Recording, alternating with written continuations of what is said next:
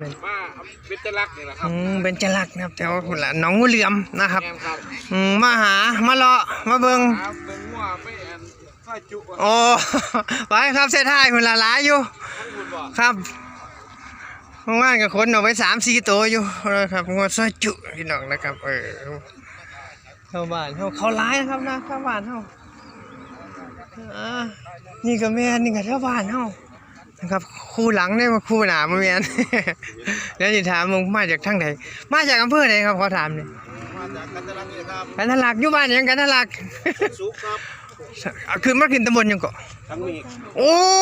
มองมันเลยตัวนี้สั่งเมฆนี่นะครับชาวบ้านเขาหลังจากนะครับเหตุการณ์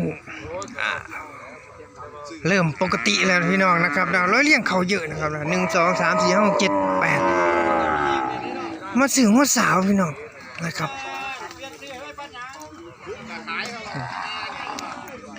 ในห้อยก็อยากได้ไปต่อไปเล่มเหมือนกันนะ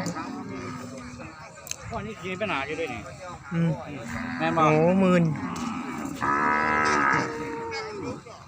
เป็นสาว20,000ไอ้12,50012,500ด้วยคำห้องดูนี่เดี๋ยวตัวน้อยดิ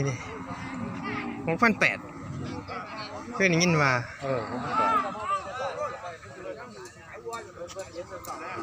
ง่อยเวฟพี่น้องนะครับกูขาโน้มาเห็นแล้วดนเลยเหมือนเราก็เอินใส่ในขายอยู่น้อง12,000งวดตัวนี้สีแดงดีกันใกล้ก็ขายเลยได้ฟรีเด้อ12,000โอ้ขากันอยู่50012,500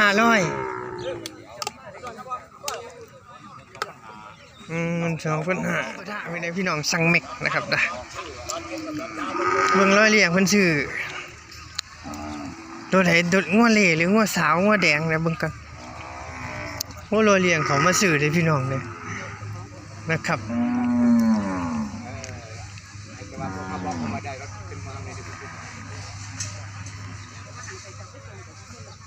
ผมอยู่คนละข้างอยู่งาน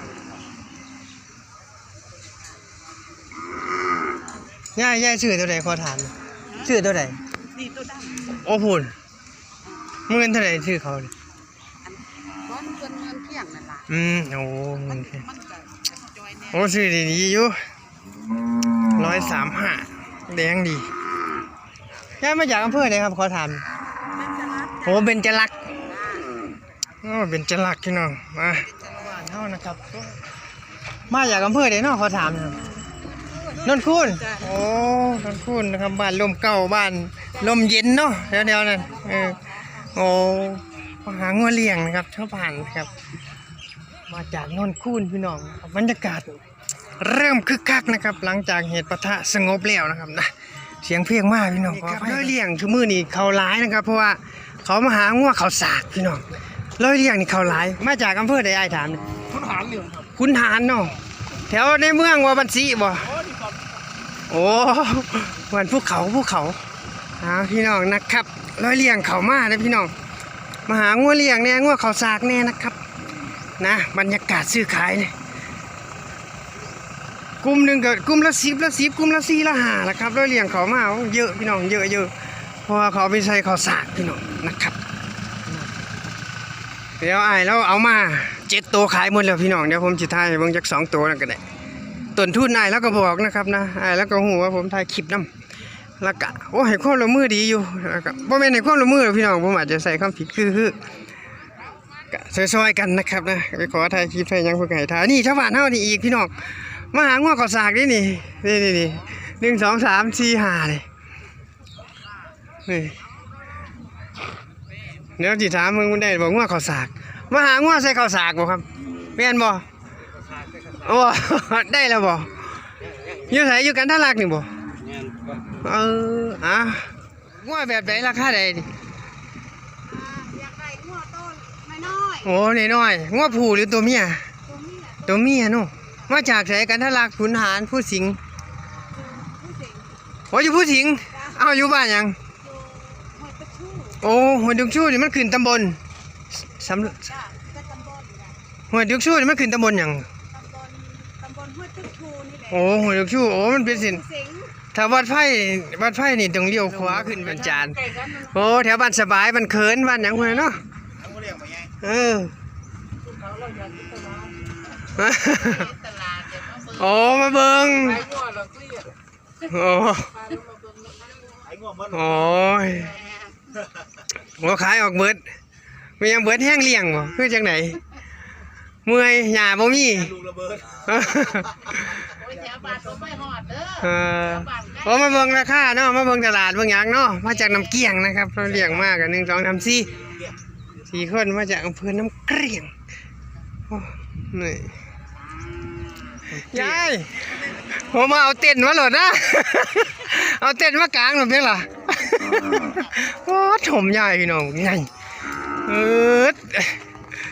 นี่ครับเราเรียกมาหางัวหลับก่อยเอ้ยพ่อแม่งัวข้าวสากมาถามเนี่ยโอ้อยู่ไสกันทะลักนี่บ่เบญจลักษณ์บ้านเสียวบ้านโอ้ยบ่ได้ไปดุนน้องงูเหลือมแยกโอ้มันเสียวโอ้ในอำเภอเลยตัวนี้มันเสียวอยู่ในอำเภอนะครับมาจากเบญจลักษณ์เป็นมหางัวคือบ่เข้ามาล่ะคือบ่เข้ามากะทยอยประมาณ4 โมงก็ไหว้ตลาดก็เปิด6 โมงเช้า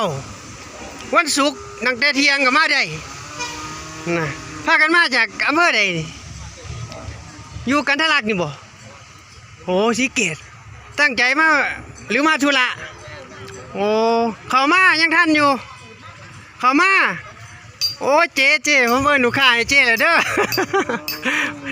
2 3 4 5 6 7 8 9 10 11 12พุ่นเข้ามาตลาดก็ตั้งแล้วนะครับหน้าร้านเยไผ่พี่น้องก็เข้ามา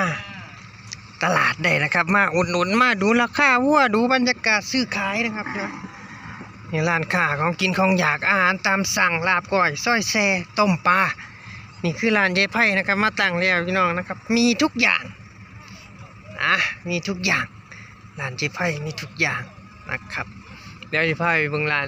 กำลังมาหอดนะครับเพิ่นกำลังตั้งกำลังมาหอดนิดหน่อยนะครับพี่น้องก็เข้ามาเบิ่งบรรยากาศเบิ่งราคาได้ยายหน่อยแล้วมาตั้งโดนเติบแล้วล่ะนะครับนะเพราะว่าบ้านเราอยู่ใกล้เราอยู่บ้านโนนจิกยายน้อยมีต้มปลาป่ะมื้อนี้ โอ้ยบอกกับยายนี่ล่ะลูกพี่ใบ3ลูกพี่มาใบ3ครับพี่น้องมาอุดหนุนยายได้นี่เดี๋ยว